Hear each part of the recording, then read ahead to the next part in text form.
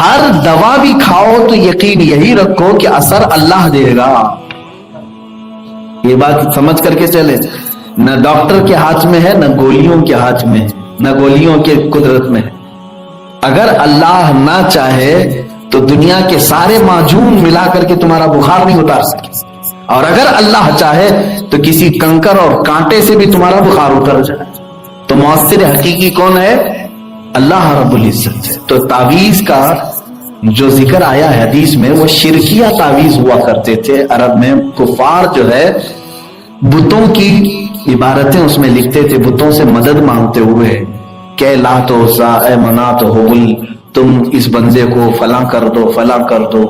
اس میں لکھ کر کے وہ پھر وہ لٹکاتے تھے گلے میں. ہم تو ایسے لات و عزا منات کو نہیں پکارتے. ہم جو تعویذ لکھ کر کے دیتے ہیں اس میں تو یہی ہوتا ہے، حسبنا اللہ و نعم الوکیل، نعم المولا و نعم النصیر.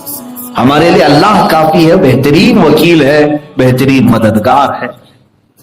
اللہ رب العزت کے نام سے اور قرآنی آیات، احادیث، بزرگوں سے ثابت یہ چیزیں لکھ کر کے دینا، یہ شرک نہیں ہے. بات سمجھ آ گئی؟ بعد میں میری پہلی والی چھوٹی سی تقریر کو کٹ کر کے کوئی یہ نہ کہہ دے کہ مفتی صاحب نے تعویذ کو شرک کہہ دیا، پھر اس کو وائرل کر دیں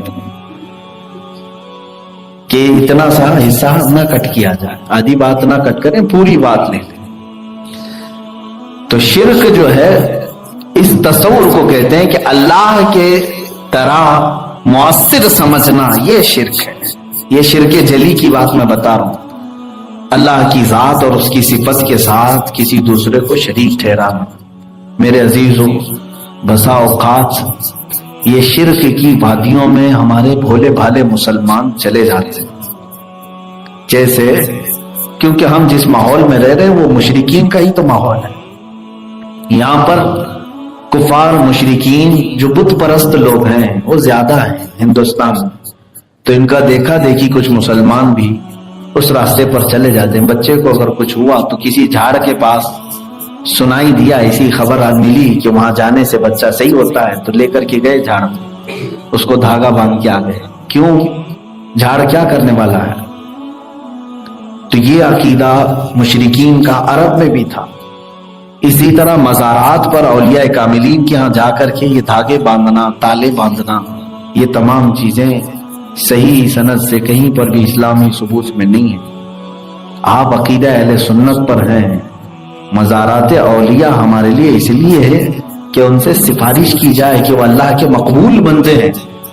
وہ اپنی قبروں سے اگر اللہ کی بارگاہ میں ہمارے لیے سفارش کر دیں تو اللہ ہمیں شفا عطا فرمائے گا. یہ عقیدہ ہونا چاہیے.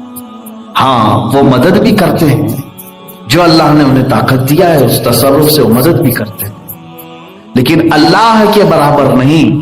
اللہ نے انہیں جتنی اجازت دی اتنی مدد کرتے ہیں. وہ چاہے انبیاء کرام ہو، رسولان اعظام، سب کے متعلق یہ شرک کا ٹاپک اتنا اہم ہے کہ اس میں بہت سارے لوگ ہچکولے کھا جاتے ہیں. اور جھاڑ کے پاس جانا یا کسی ایسے کے پاس، دیکھیں حدیث میں سناتا ہوں، حضور اکرم صلی اللہ علیہ وسلم فرماتے ہیں جس نے کسی کاہن کو اپنا ہاتھ دکھایا، جوتش کو، حضور فرماتے ہیں اس نے محمد کا انکار کر دیا، کفر کر دیا. فقط کفر بما انزل علی محمد صلی اللہ علیہ وسلم. جوتش کے پاس، باباؤں کے پاس جا کر کے ہاتھ دکھانا اور پھر وہ لکیریں دیکھ کر کے بابا تمہارا بھوش بتائے، جوتش تو وہ اٹکل پچھو مارے گا، کچھ نہ کچھ ایک آدھ چیزیں تیر لگ جائے گی اور پھر کہو کہ بابا پہنچے. یہاں سے شرک کے راستے کھلتے ہیں. اللہ کی ذات پر توکل اور یقین نہ ہونے کے بعد بندہ اس طرح در در پھٹکتا ہے. حضور اکرم صلی اللہ تعالی علیہ وسلم جو سب سے پاورفل دنیا میں انسان ہو، اس کے باوجود وہ یہ کہتے ہیں انما اشکو الی اللہ، میں اللہ کے پاس اپنی شکایت عرض کرتا ہوں، اپنی بیماری اللہ کی بارگاہ میں پیش کرتا ہوں، اپنی کمزوری اللہ سے عرض کرتا ہوں، کیونکہ اسی نے مجھے پیدا کیا، وہی شفا بھی دیتا. ہاں کچھ چیزیں ذریعہ ہوتی ہیں، لیکن اس پر یقین کر لینا اور اصل خالق پر یقین چھوڑ دینا، یہاں سے شرک کا دروازہ کھلتا ہے. بسا اوقات لوگوں کو میں دیکھ رہا ہوں، ان کو اللہ کی ذات پر یقین کم ہے، تعویذ پر زیادہ یقین. دھاگے پر زیادہ یقین ہے کہ حضرت کر کے دے دے گی، اس سے سب ہو جائے گا. تم نماز نہیں پڑھ رہے، تم اپنے رب کی بارگاہ میں سجدہ ریز نہیں ہو رہے، اور پھر ان تمام چیزوں پر تم یقین کر رہے ہو. میں تو بارہا کہتا ہوں کہ تم پورا قرآن بھی گلے میں لٹکا کے گھومو. تعویذ میں تو ایک آیتیں ہوتی ہوں گی الگ الگ مرض کے متعلق، پورا قرآن ہی چھوٹا لکھوا کر کے یا پرنٹ کروا کے گلے میں ڈال کر کے گھومو تو بھی تمہارے لیے وہ اثر نہیں دے گا جب تک تم اللہ کی ذات پر یقین نہیں رکھتے. تم رب تبارک و تعالیٰ کی ذات پر یقین رکھو کہ مؤثر حقیقی، حقیقت میں اثر پیدا کرنے والا اللہ رب العزت ہے. تو شرک کے دروازے جو کھلتے ہیں، یہ کبیرہ گناہ جس لسٹ میں یہ پہلا نمبر ہے، اشراک باللہ، اللہ سے شرک کرنا. ایک بات یاد رکھو، اگر ان حالات میں موت آ گئی، ان حالات میں اگر موت آ گئی، معاذ اللہ رب العالمین، شرک کی موت جس میں جہنم میں ہمیشہ ہمیش کے لیے اسے بھیجا جائے، فی ناری جہنم و فیہا خالدون، اللہ نے فرمایا کہ وہ جہنم کی آگ میں رہے گا اور ہمیشہ ہمیش کے لیے جلے گا. کون؟ جو اللہ کے ساتھ شرک کیا. شرک قابل معافی گناہ ہے ہی نہیں. باقی گناہوں کی معافی ہو سکتی ہے، شرک کی نہیں. یہ شرک جلی میں بتا رہا ہوں. دوسرا خدا ٹھہرا لینا، دوسرا مؤثر حقیقی سمجھ لینا. دیکھو آج پیسہ، مال، اس کے متعلق بھی کئی لوگ چکر میں پڑے ہوئے ہیں.